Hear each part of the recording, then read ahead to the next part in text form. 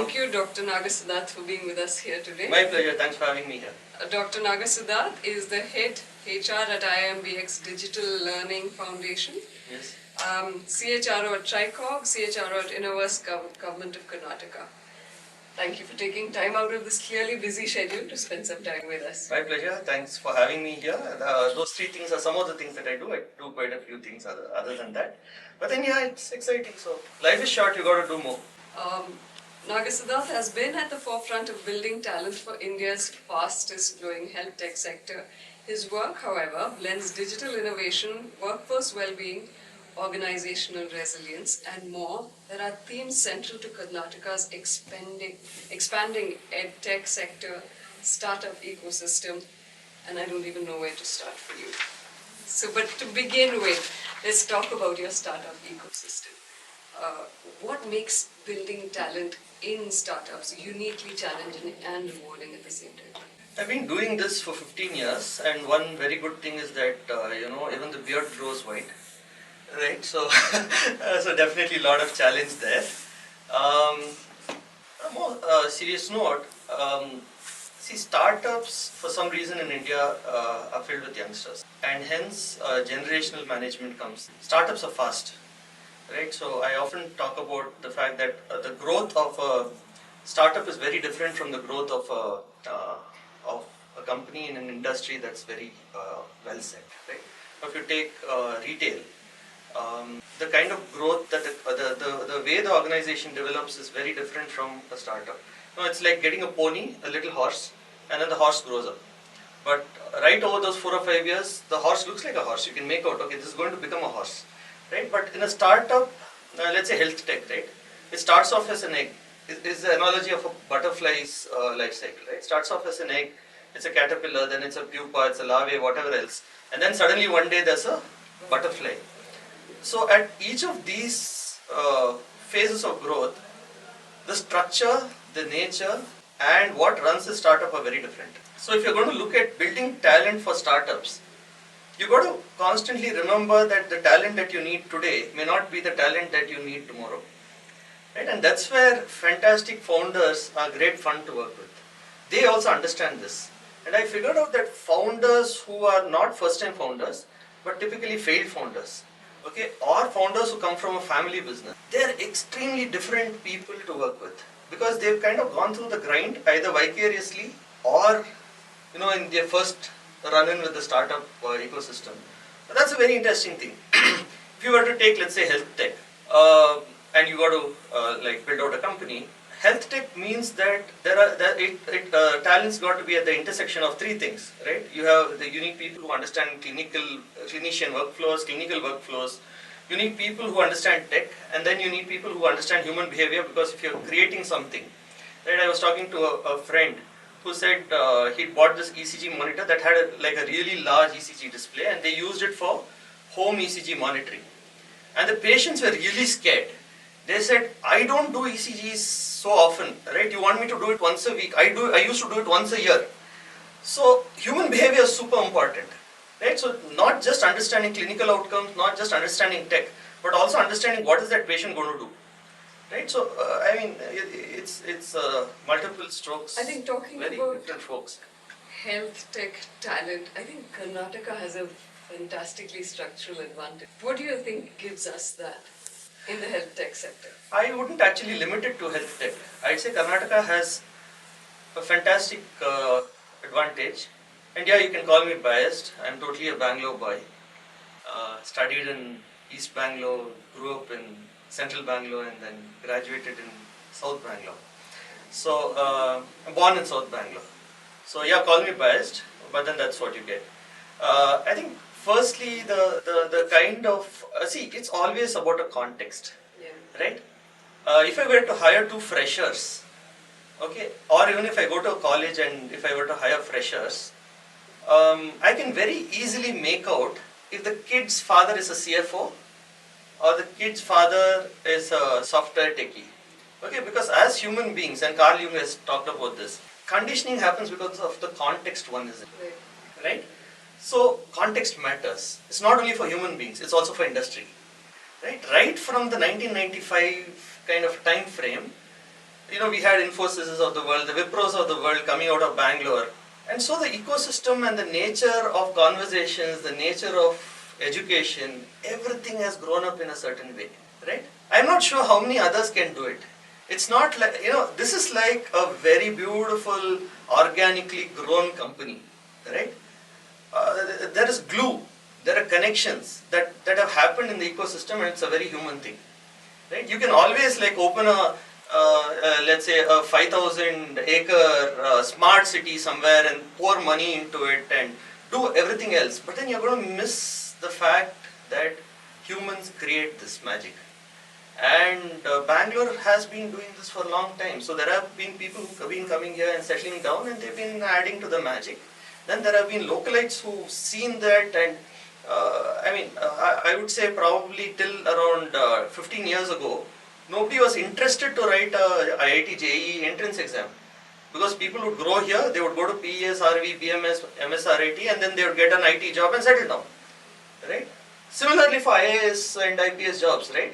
And I think the beauty of Karnataka actually is that it's spread, so you've now got Hubli, Dharwad, Mysore as well, where you have a larger ecosystem of kids who are studying there and who also get employed there.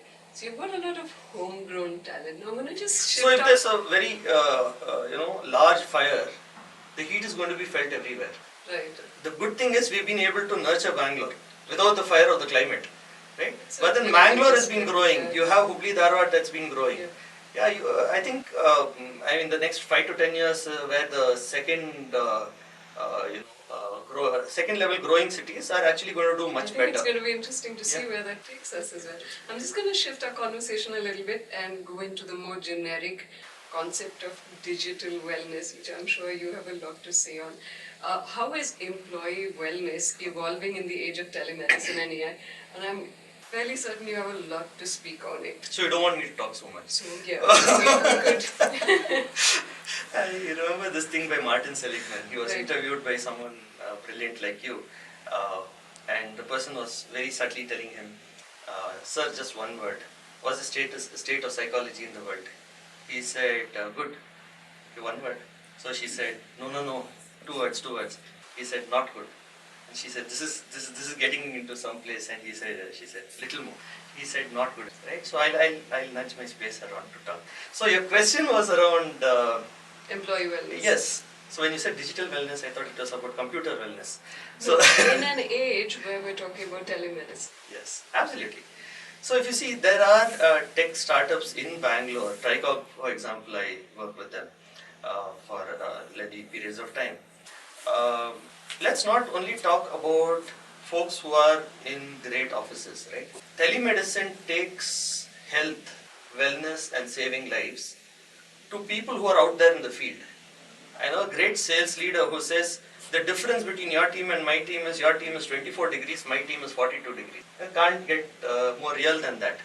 So how do we take care of health for employees? Let's say there is a large construction project happening somewhere between Bangalore and Hubli, right?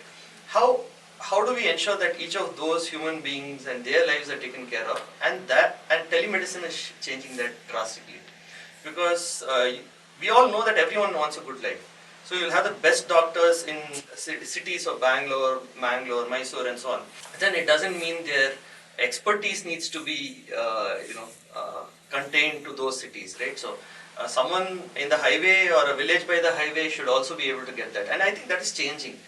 Tricog has this nice device where just with your 10 fingers you're able to take a simple single lead ECG, and that is able to use AI and algorithms to figure out 400 plus heart conditions, right? So if every company is going to have this, and people kind of normalize the entire thing of checking for their own health, and the sampling is faster, I'm sure many more lives are going to be changed. So it's not only about employees, it is also about the general population. And I think one thing which would need to change, especially in India, accessibility. So wherever there is mobile phone and Instagram these days, you have telemedicine there, right? It is only a question of, I think, the penetration, the intent of that local governance body that can set up these centers, and then, I mean, we don't even need large setups these days, right? The microprocessors are growing so well that you just need a mobile phone and some transducers and you're in business. I'm going to totally change the whole thing, but I'd like with one last question. Sure. And we're talking about leadership resilience at this point, because you've obviously got a vast experience of leadership across various sectors. What practices do you think help teams stay resilient, especially when you have these high pressure sectors? So let's first go to understand what is leadership. Leadership is all about getting things, results through others, right? So there are two ways that results can happen, either willingly or unwillingly, right? So my latest book here is about doing more willingly, right? It's called discretionary effort. And how do I mean, if you and I were to start a small little cafe, right? What would we want our, let's say, bunch of 10 employees to do? We'd want them to come to office every day and do more willingly, right?